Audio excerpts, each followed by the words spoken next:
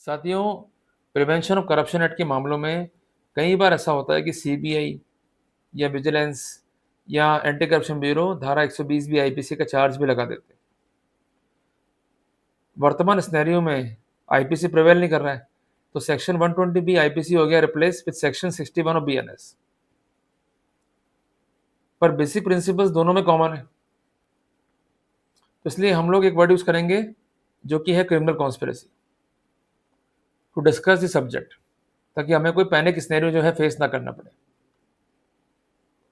मैं डिस्कस करूंगा आज कि इसके इंस्टेंसेस क्या क्या और क्या क्या रहेंगी डिफेंस की स्ट्रेटेजी और हमें किस प्रकार जो है वर्कआउट करना है। आपसे मेरा अनुरोध है कि एक कॉपी को जो है मेंटेन कर लें विथ पेन और पेंसिल, ताकि जो कुछ बातें बता रहा हूँ उसको आप जो है नोट डाउन कर सकें और बात को जो है समझते हुए चलिएगा। फंडामेंटली हमें क्लियर होना ही होगा। देखिए, ऐसा देखा गया है स्टडीज़ के अंदर, क्योंकि मैं रिसर्च भी करता हूँ, कि जो करप्शन केसेस हैं या केसेस है चीटिंग के, उसमें क्रिमिनल कॉन्स्पिरेसी की धाराओं को जोड़ते हैं ताकि मल्टीपल पीपल को आसानी से क्राइम के साथ जो है कनेक्ट कर सके। और इसके साथ साथ ये भी देखा गया कि उनके कन्फेशंस तक को रिकॉर्ड किया रहता है, ताकि जो मेन आरोपी है उसके विरुद्ध एक सक्षम साक्ष्य को कॉन्स्टिट्यूट करते हुए उसे कन्विक्ट जो है करा सके। बेसिकली प्रॉब्लम कहाँ खड़ी होती है कि यह एक सब्सटेंसिव ऑफेंस है। मीन्स अगर ऑफेंस नहीं भी हुआ है तब भी व्यक्ति विशेष को क्रिमिनल कॉन्स्पिरेसी के लिए पनिश कर सकते हैं।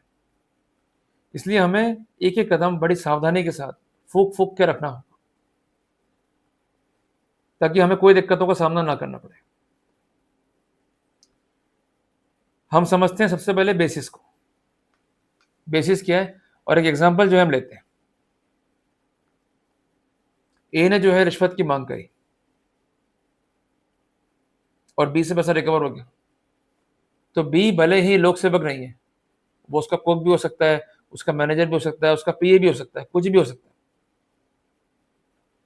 पर ultimately along with A he could be prosecuted with the help of section 120B of IPC, इसको हम कहेंगे the charge of criminal conspiracy.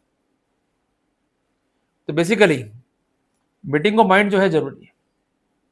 अगर मीटिंग ऑफ माइंड नहीं है तो क्रिमिनल कॉन्स्पिरेसी कॉन्स्टिट्यूट नहीं होगा।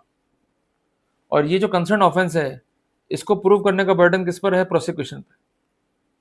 एक बात ध्यान रखिएगा कि धारा 120 बी आईपीसी के लिए जो कंसर्न सैंक्शन है प्रोसिक्यूशन की, वो जारी नहीं होगी धारा 19 पीसी एक्ट में। किधर हो गया अपने, जिसके लिए उन्हें रिलाई करना होगा सीआरपीसी या बीएनएसएस के प्रोटोकॉल्स पे। एक बात ध्यान रखिएगा कि mere knowledge, mere association is not sufficient to constitute the criminal conspiracy. कई बार होता है कि आप चैम्बर में जा रहे हैं साहब के, और साहब को जो है ट्रैप कर लिया एसीबी ने या सीबीआई ने, विजिलेंस ने, कोई रोल ही नहीं आपका, तो सिर्फ चैम्बर में गए, बाहर आ गए जब ट्रैप चल रहा था उस अवधि के दौरान। तो ये केवल मियर इंसर्शन है, मियर पार्टिसिपेशन है, मियर एसोसिएशन है, इसके अलावा कुछ भी नहीं है। साहब ने कहा फाइल वहां रखियो, उसमें क्या पैसे पड़े, क्या चीज है उस फाइल में, पता ही नहीं आपको, तो वहां पर धारा 14 बीएनएस भी काफी इंपॉर्टेंट है। इसको भी हम एज ए डिफेंस जो है यूज कर सकते हैं। सबसे इंपॉर्टेंट बात, जो क्रिमिनल कॉन्स्पिरेसी के अपराध हैं उसके कॉन्टेक्स्ट में डायरेक्ट एविडेंस तो हो सकती नहीं। कॉन्स्पिरेसी कैसे होगी? हैच अकेले के अंदर। जब क्राइम अकेले में होगा तो वो प्रूव किससे किया जाएगा? With the help of circumstantial evidence. तो कुल मिलाकर के अगर चेन कंप्लीट नहीं है, चेन हो रही है डिस्कनेक्ट या उसमें आ रही है inconsistency, we could take the benefit. Clear हो गया अपने को?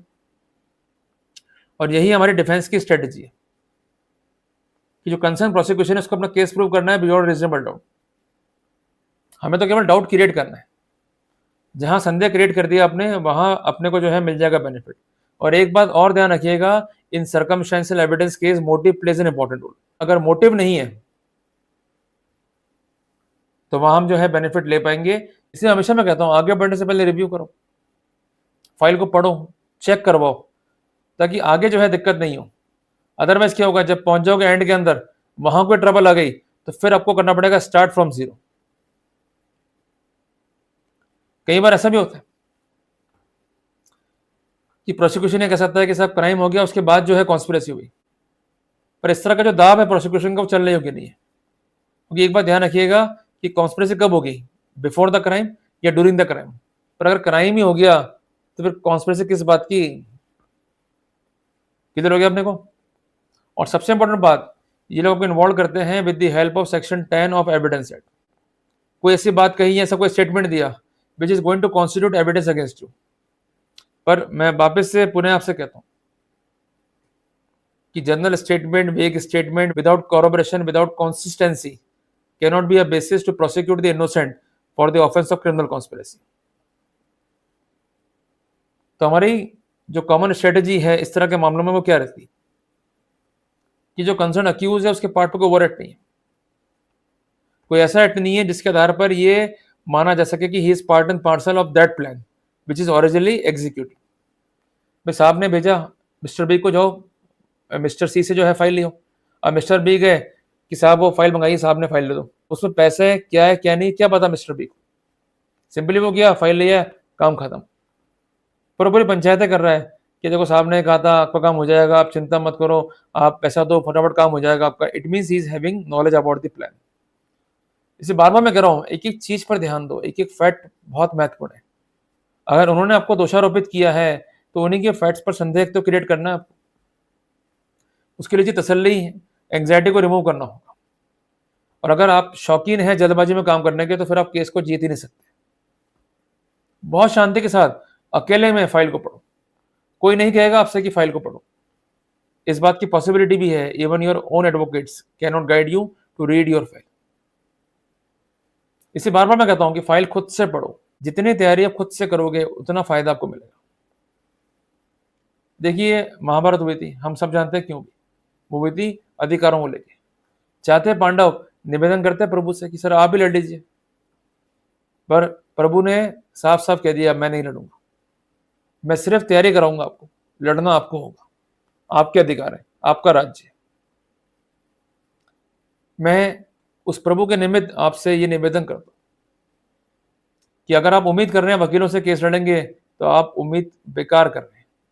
उम्मीद खुद से करो, मेहनत करो, वर्कआउट करो, जीत जाओगे। पर आप पॉइंट्स को जमा लो, सीक्वेंस को जमा लो, और जो विरोधाभास दिखाई दे रहे हैं उसको जमा लो, ताकि जो अच्छे वकील साहब हैं उस पर प्रॉपर होमवर्क करते हुए एक तरीके से केस को जो है प्लीड कर सके। अदरवाइज हमको ही हानि या नुकसान जो है वहन करना होगा।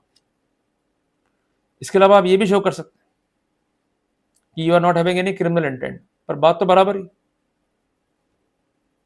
आपका जो नटशेल है निकलने का क्रिमिनल कॉन्स्पिरेसी के ऑफेंसेस से वो यही है कि हमारा कोई मीटिंग ऑफ माइंड नहीं है, जो सीनियर ने कहा हमने वैसा काम कर लिया। हमें क्या मालूम ये रिश्वत का पैसा था या किस तरह का अमाउंट था, उसने कहा पैकेट लिया, पैकेट में लिया, किधर है बात ये। और या कोई आपके ब्याह पे पैसे मांग रहा है, मैं बात कर रहा हूँ सबॉर्डिनेट की, आप सीनियर है, there is no meeting of mind, there is no prior call, there is nothing on record to show any corporation, we could take the benefit. सब कुछ डिपेंड है आपके ऊपर, आपके फैक्ट्स पे और लॉ पॉइंट पे। लॉ पॉइंट मैंने क्लियर कर दिए हैं, अब करना क्या है, सोने का नहीं है, उठो फटाफट अपनी फाइल निकालो, पढ़ना शुरू करो। उसमें एरर्स क्या है, क्या इस तरह की स्थितियों की लाइट में या इस तरह के जो लॉ पॉइंट है इसकी लाइट में फैक्ट्स फाइल पे आ रहे हैं या नहीं आ रहे हैं। अगर नहीं आ रहे हैं तो ये सही समय है वार करने का। और वो वार कैसे करना है, हमें सबमिट करने हैं ऑब्जेक्शंस अगर केस जो है पेंडिंग है at the stage of investigation. अगर केस पेंडिंग है at the stage of charge, आप डिस्चार्ज को जब फाइल करें तो ये पॉइंट जरूर लें। और अगर ट्रायल फेस कर रहे हैं तो जिरे के दौरान जो कंसर्न गवाह आएंगे तो उनसे इस बारे में आप प्रश्न पूछ सकते हैं। क्लियर है, बट सब कुछ डिपेंड है हमारे ऊपर कि किस तरह से हम लोग जो है प्रोसीड करते हैं। क्लियर हो गया, जल्दी मिलेंगे एक नए टॉपिक के साथ।